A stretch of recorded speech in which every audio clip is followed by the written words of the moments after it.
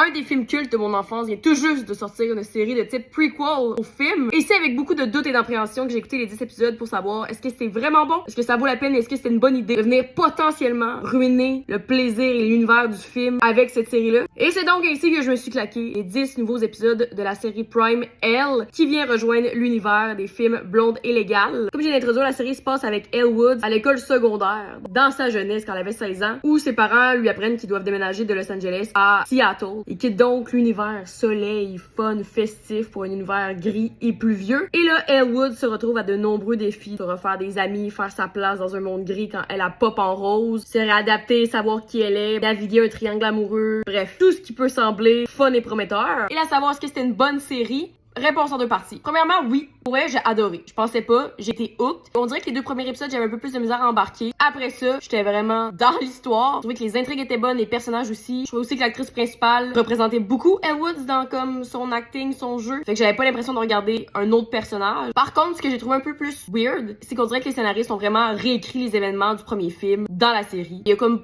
3-4 événements quand même assez majeurs du film qui sont comme réadaptés à la série. Fait qu'on dirait que j'étais genre, man, ça enlève un peu de crédibilité au sens où comme ils ont voulu ajouter du character development à Elle Woods quand elle avait 16 ans, mais on la voit aussi en avoir quand elle a comme 20-25. Fait que je suis comme Chris, elle a pas oublié pendant ces 4 années-là qui elle était et qui on voit dans la série. Fait que je trouve ça comme un peu dur à mixer au niveau des deux univers. Par contre, si on prend ça en mode séparé, j'ai vraiment apprécié la série. J'ai pas trouvé non plus que ça venait gâcher comme quoi que ce soit des films de mon enfance. Est-ce que ça vaut la peine de s'abonner pour regarder la série? Pour vrai, je pense que si t'es fan des films Blonde et Légale, ça vaut la peine de regarder cette série-là. Je suis sûre que tu vas aimer. Il y a beaucoup d'éléments qui font peut-être revivre les émotions de ton enfance. Le seul vraiment petit bémol, c'est qu'il faut garder la série et les films séparés, parce que sinon ça fait comme pas trop de sens. Mais j'ai apprécié, j'ai trouvé ça bon, ça vaut la peine d'être regardé.